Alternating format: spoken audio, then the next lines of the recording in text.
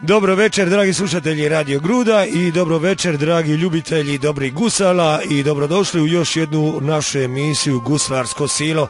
Eto, svi smo već i navikli svakog utorka od 8 sati emisija o guslarima i njihovim pismama. Eto, kao što sam najavio i preko interneta i preko našega portala, dakle, prije nekoliko dana dobio sam iz Instituta za etnologiju i folkloristiku iz Zagreba, iz njihovog glazbenog arhiva, nekoliko CD-a, to jest arhivske građe, iz 1962. i 63. na kojem su zabilježeni ovi naši guslari iz područja Zapadne Hercegovine, a poglavito gori iz Posuške općine, dakle poteze kakav Vir, Posušje i Raketno. Među svim tim guslarima koji ćemo i u narednim emisijama predstaviti, evo ja mislim da je red da među svima njima nakon Joze Karamatića predstavimo još jednoga velikoga guslara s našega kraja, a to je Stanko Kovač Sivaljević. Evo, pa eto, u to ime to što ćemo večeras predstaviti, pozvali smo ovdje u emisiju uživo njegovoga sina Blagu Kovača. Pa evo, Blago, dobro ti večer i dobro nam došao u emisiju. Dobro večer i dobra večer vašim slušateljima. Ajde. Eto, stvarno mi je drago što si došao ovdje, jer evo, kao što si mi sam rekao, i kao dijete si bio prisutan kad je Zlatko Tomičić došao snimati tvoga ćaću, a evo, i zanimljivo je, i sam si guslar, pa mi je, eto, zanimljivo će biti da mi to ovako malo i popričamo, ne samo o tvome ocu Stanku Kovaču, već i o tvome djedu Ivanu Kovaču Sivalju, je li tako? Tako je. Eto, pa odmah za početak, Blago, možeš nam reći Stanko Kovač koje godine je rođen? Rođen 1909. A umro je 1982. 82. Evo, nažalost, eto malo... Pardon, 92. u ratu. 1992. Da. A sjećaš li se možda godinu rođenja svoga djeda ili... 1877. A umro je, znaš li možda? 1943. A, da. Ubijen, zapravo on je ubijen, ubili su ga četnici 1943. Dakle, evo, to kad su bili prolazili četnici preko Posuškog područja, jeste. Pa su mu, jesu oni biće znali, jesu oni išli namjerno baš njega ubiti, ili su išli redom, ili baš su zapamtili guslara jednoga, pa išli... Ne znam, teško je, jer mi otac nije tog trenutka bio u kući kada se to desilo, pa je onaj...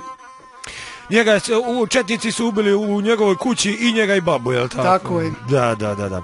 Evo, pa eto, večeras ćemo uglavnom predstaviti dvije njegove pjesme koje smo dobili iz instituta, a koji je snimio Zlatko Tomičić dok je pripremao knjigu Zemljom humskom.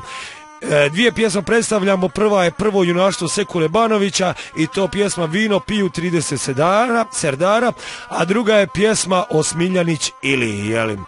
Evo, pa evo, volio bi da Blago da meni i našim slušateljima malo ispričaš o svom ocu i o svome djedu naravno, jel, pretpostavljam tvoj otac je učio gusliti od svoga oca, od tvoga dida Ivana, jel? Da. I možemo primijetiti da ima taj starinski stil guslenja, jel? Tako je, oni su zadržali taj stil koji je u to vrijeme bio u nas tu u Posušju, na Posuškom kraju, pa možda i u cijeloj Zapadnoj Hercegovini, pa možda i Dalmacija, Imotski, jer smo mi na samoj granici, tako da je guslenje bilo slično, skoro isto Imotska krajina i Posušje su imali isti stil guslenja. Aha. Evo, primijetio sam, naravno i prije sam slušao Jozu Karamatića, ovo je prvi put da slušam tvoga oca i onda vidim da je i stil čak i približno sličan. Onda pretpostavljam to što ti kažeš da je to taj starinski stil koji danas i rijetko vi moderni oni guslari upotrebljavaju. Tako je. Malo se modernizirali. Jesu se malo modernizirali, a eto ja sam pokušao ipak gusliti stilom koji je guslio moj otac. Aha, ti si od njega pokupio udarce, jeli? Udarce i boja glasa mi je vrlo slična njegovu, samo što je ovdje kad je snimano, to je snimano u kući i tehnika koja je snimano, a je to drugačije nešto ispada nego što je stvarni njegov glas. Eto, nažalost, dragi slušatelji, to vas moram upozoriti, ipak snimka iz 1963. kad je bila puno jednostavnija ta oprema za snimanje i snimljeno je u vašoj kući. U kući to snimanje. I to u 2 navrata, pa je sama snimka malo lošija, ali opet mislim se nije to toliko važno da baš čujemo taj starinski, taj stil, što ti kažeš, to je sigurno, taj stil bio sigurno obilježje, sigurno u zapadnoj Hercegovini, Imotskoj krajini. Tako je. A rekao si mi i to o tvome ocu, dakle on je učio te gusle, a rekao od svoga oca, onda si mi rekao malo prije si mi nekoliko anegdota ispričao o svome djedu, pa eto, volio bi da ispričaš našim slušateljima. A moj djed je dobio nadimak Sivalj, u stvari, pa nas po njegu nazivaju Sivaljevići. Nadimak je dobio po haljini koji je kao dijete nosio, jer su se tada u to vrijeme tkale haljine za djecu, a njega je zapala od sive koze, siva kostret bila, pa je potom je dobio nadimak Sivalj i onda smo mi, eto, po njegovu nadimku i dan danas zovemo se kućom Sivaljević. Aha.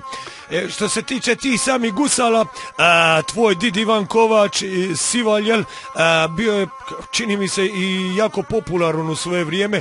Koga god pitan, od ovih stariji ljudi, svi ga se sjećaju, ili ako ga se ne sjećaju da su ga čuli, svi prepričavaju kako on bio stvarno dobar guslar. Jel? Evo, na primjer, čak i Matija Murko u knjizi iz 1931. ili 32. tragom srpske i hrvatske narodne epike, kad je on obilazio Bosnu i Hercegovinu, istraživao, dakle, te guslare na ovom području, baš spominje i tvoga dida Ivana Kovača. I onda si ti meni baš ispričao jednu dogodovštinu iz Sarajeva, pa daj da i to čujemo. A evo, ja ću ovako u jednoj skraćenoj verziji opisati šta se desilo. 1928. godine on je sudjelovao na jednom guslarskom natjecanju u Sarajevu koje je održavalo, ja mislim da se zvalo tako srpsko društvo Filip Višnjić. I budući da on nije imao neke kvalitetne gusle, ali ga ni vrijeme nije služio, on je te gusle stavio u neku vreću i pješke je išao do Mostara. Usput ga je pratila kiša, tako da su se gusle stopile i tako iz Mostara je onda prebacio se do Sarajeva vlakom. Međutim, problem je u tomu što nije gore nikoga imao, nije se imao gdje ni smjestiti, tako dalje, a onda su njega, iz kojih razloga zna se, stavili su odmah prvi dan i da prvi gusli, što je malo najteže. Tako on se mučio koliko je mogao i koliko je uspio gusliti i natjecanje je trajalo, koliko je meni poznato, 2 dana. 3. dan su bilo proglašenje pobjednika. Kad je došlo do proglašenja pobjednika za prvo mjesto, onda je se guslar koji je, koliko sam ja zapamtio, Crnogorac bio neki, dobio je prvo mjesto, a on je se ustao i rekao je ovako: dajte moje te gusle onom čovjeku, kaže, što nam je prvi dan prvi guslio. A onda kad je se moj did dočepao tih dobrih gusala i kad je zaguslio, veli, u dvorani je nastao veliki tajac. I koliko znam, nije bilo posle ni dodjele nagrade ni ništa. Eto, meni je žao, nisam ga upamtio, ali eto kažu, mislim sad da je to nešto govori koliko je on dobro guslio. Koliko je bio dobar guslar. Da. Volio bi te još pitati, evo, jel ti otac imao braće, sestara? Da, moj otac je imao još 2 brata koji su umrli u 41, 41, 1, 44 od bolesti trbušnog tifusa, vraćajući se preko Bosne jer su bili u vojsci, jedan je bio gori na terenu Onda je tvoj čača u biti bio... A i on je prebolio i pjegavi i trbušni tifus i 9 mjeseci se nije ustao s kreveta. Aha, dobro, onda je to ta linija od tvoga dida prišao priko tvoga čače i sada na tebe, jel? I onda i ti sada gusliš. Reci ti meni, zanima me ovako, koliko ti pamtiš, koliko ti je otac ovako, koje su mu teme bile najdraže o kojima bi pjevao? Ovako, on je bio legenda što se toga tiče po broju pjesama koliko je znao. Moj otac je mogao godinu dana, svaki dan zagusti drugu pjesmu. On je potpuno napamet znao kačiće u jednu pjesmaricu. pa neke egejske narodne pjesme koje su bile, pa plus ove naše lokalne koje su bile pjesme, pa posebno recimo jedno zapamtiti na pamet kompletno pjesmu Andrijice Šimića koja ima 5 pjevanja, koji treba 2 do 3 sata gusiti da je do kraja izgustiš, ono sve po redu. A on je svu znao na pamet. Uglavnom on je ovako volio više ove starinske teme. Bilo je i šaljivi, bilo je svakakvi, svega je bilo. Inače, otac doći je bio guslar, sigurno bio i popularan u društvu, biće odalo se to po gostionicama. Da šta je moja pokojna mater uvijek imala problema, jer čim dođe nedjelja, njega nema kući ili uvečer je problem i tako dalje. A dobro, svaki ga je zvao zato što je vjerojatno bio dobar. Dobar. Eto, ja ti se blago zahvaljivam. Još bi samo jednu napomenu, ovo ne bi želio izostaviti po svaki cijenu. Moj pokojni did je pivao epistolu u crkvi. Njemu nije trebao, kažu, ni mikrofon, ni ništa. I sve epistole koje je kroz godinu pjevao, sve je znao na pamet. Ti, u tvom vlasništvu su se još didove gusle, su one žive? Jesu didove gusle i jedan stolac komu ima godina. Na kojim on je prosidio, svoja guslarska sila na kojima je Da. Blago, puno ti hvala.